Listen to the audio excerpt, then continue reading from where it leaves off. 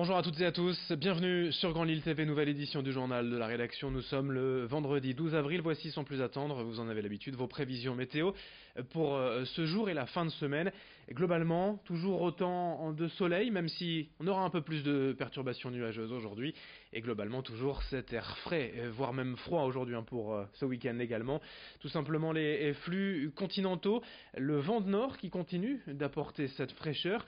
Ce temps froid mais ensoleillé, on en profitera aujourd'hui et encore ce week-end. Les prévisions météo complètes juste après ce journal. À la une, d'abord, la cité administrative historique de Lille face au Zénith. Prochainement, mise en vente et les services déménageront dans un tout nouveau bâtiment à côté de la porte des Postes. Hier, le ministre de l'Action et des Comptes Publics, le Tourquenois Gérald Darmanin, est venu visiter le site choisi. Il a rappelé que 55 sites administratifs en France seront ainsi rénovés ou déménagés prochainement. Pour cela, l'État va dépenser près d'1 milliard d'euros en 5 ans. À Lille, ce nouvel emplacement doit permettre d'améliorer les conditions d'accueil du public, de regrouper l'ensemble des services administratifs et de réaliser des économies d'énergie, car la cité actuelle est vieillissante et ne répond plus aux normes environnementales. Présentation du projet avec le ministre au micro d'Idil Gunay. 150 millions d'euros pour déménager la cité administrative que nous connaissons tous à Lille près de la gare, qui a encore quelques bons jours devant elle, mais qui mérite beaucoup de réhabilitation, qui mérite sans doute aussi un meilleur aménagement pour accueillir le service public et accueillir le public. Pour l'aménager ici, Madame la maire de Lille a souhaité que ce soit sur ce site. Je l'ai bien volontiers accepté, puisque je crois que Lille Sud connaît une configuration nouvelle avec son cinéma, avec son centre commercial, avec l'ANRU. Et donc ici c'est très important, on va passer à peu près de 950 postes de fonctionnaires à la cité administrative à 2000. Donc on va quitter une dizaine de sites dans l'île intramuros qui sont des passoires thermiques pour pouvoir apporter un meilleur service public. Quiconque a été à l'entrée de la cité administrative voit que c'est pas super pour accueillir le public, mais aussi pour les agents. Vous l'avez peut-être remarqué, Martine Aubry, la maire de Lille, était aux côtés de Gérald Darmanin hier pour cette visite. C'est la citation du jour avec le quotidien gratuit CNews. Martine Aubry qui évoque la candidature de Lille au titre de capitale verte européenne. Le dossier lillois est en finale. Ils ne sont plus que 2 pour ce prix. Martine Aubry qui estime que c'est la reconnaissance de notre action pour le développement durable et de la qualité de nos propositions. En bref, toujours dans l'actualité, à Lille, l'interdiction de manifester. Demain, dans le centre-ville, le préfet du Nord a pris un arrêté contre les manifestations et les rassemblements revendicatifs dans la journée de demain dans le centre-ville.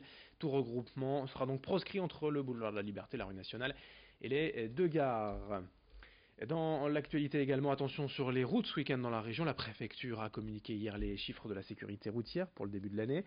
Malheureusement, en 3 mois, le nombre de morts est déjà en nette hausse par rapport à l'année dernière. 30 personnes ont perdu la vie depuis le début de l'année dans le Nord, soit 66% d'augmentation comparée à 2018. Dans un autre registre, les automobilistes n'ont semble-t-il pas encore pris l'habitude du périphérique lillois limité à 70 km/h.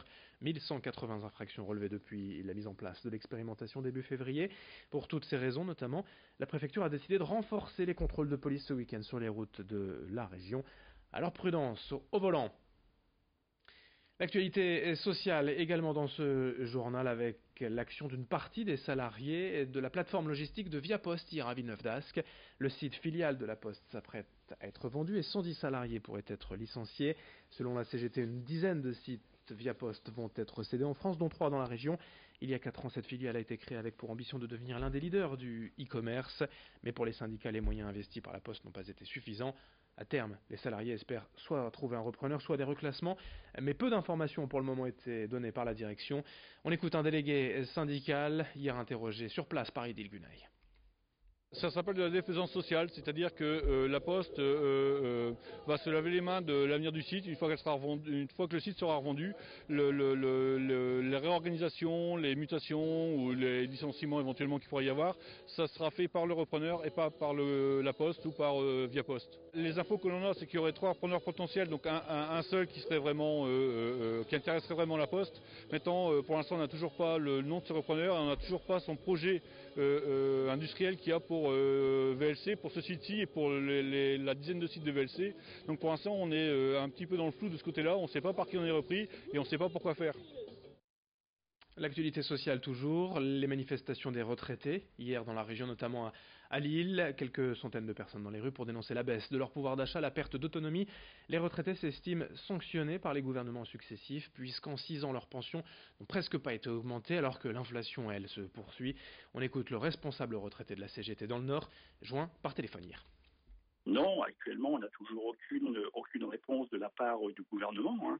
Le gouvernement, malgré le fait qu'il a annoncé qu'il prendrait en compte un certain nombre de choses, pour l'instant, c'est toujours 0,3% de revalorisation en 2019 et en 2020. La suppression de la hausse de la CSG pour tous les retraités, par exemple, c'est toujours pas d'actualité. Et la revalorisation On termine avec l'actu sport, bien évidemment dimanche du cyclisme et la 117e édition de Paris-Roubaix sur les routes et les pavés de la région. L'autre info et l'autre événement ce week-end, c'est en football. Le choc de la Ligue 1, Lille face au Paris Saint-Germain dimanche soir à 21h au stade Pierre-Mauroy. Mais l'actu sport sur Grand Lille TV, c'est aussi du volleyball féminin avec le VCMB, le volley club de Marc-en-Barœul. Celles que l'on surnomme les Louves ont officiellement acquis leur maintien en Liga le week-end dernier, l'élite du volley français. La saison est donc d'ores et déjà réussie. L'objectif maintenant, c'est de se qualifier pour les playoffs. Libérées, les joueuses vont évoluer sans pression, juste pour le plaisir d'accrocher les phases finales. Pour l'entraîneur Thibaut Gosselin, il n'est pas question pour l'instant de parler de recrutement ou de la saison prochaine. Il faut vivre le moment présent en espérant une fin de saison la meilleure possible, en pensant aussi à l'évolution du club ces dernières années. On écoute l'entraîneur au micro de Xavier Silly. Sportivement, forcément, il y a 3 ans, on est en play-down de 2e division. Il y a 2 ans, on est en play-off et champion de France. Et cette année, on est en première division. Donc la progression sportive, elle est évidente.